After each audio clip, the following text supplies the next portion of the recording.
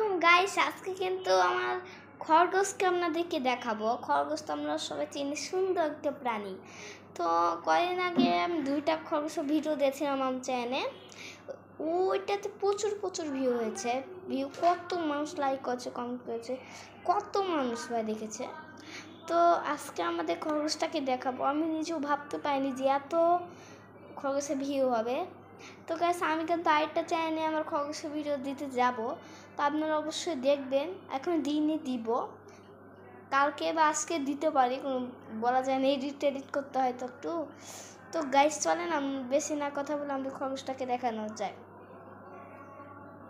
তো চলেন গাইস, খরগোশটাকে দেখাই। তো গাইস, আপনারা কি প্রস্তুত খরগোশটাকে দেখার জন্য?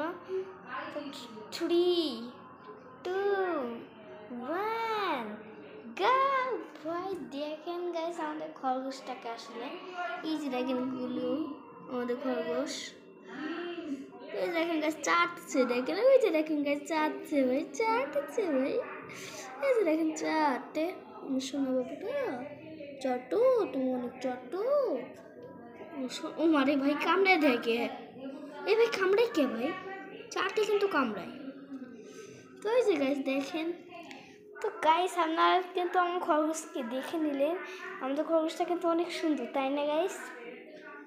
আর আমি একটা দুঃখের বিষয় আপনাদেরকে দেখাচ্ছি, চলেন দেখাচ্ছি।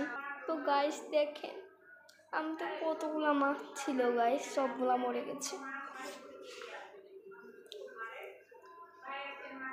কি বলবো গাইস, সবগুলো মাছ মরে গেছে ভাই, খালি এখন কেউ নাই ভাই। ভাবতে অবাক লাগছে যে আমাদের পুরা এই যে পুরাটা মাছে ভর্তি ছিল ভাই, এখন খালি জিব্রাটা বেঁচে আছে ভাই। মানে খুব জিব্বাটা বেঁচে আছে।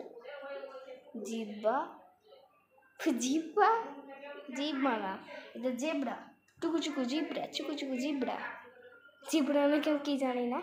তো গাইস, দুঃখের বিষয় এটা যে মাছগুলো নেই। তো গাইস, আজকের মতন এখানেই, লাইক কমেন্ট শেয়ার করে দিবেন, সাবস্ক্রাইব করে দিবেন। টাটা।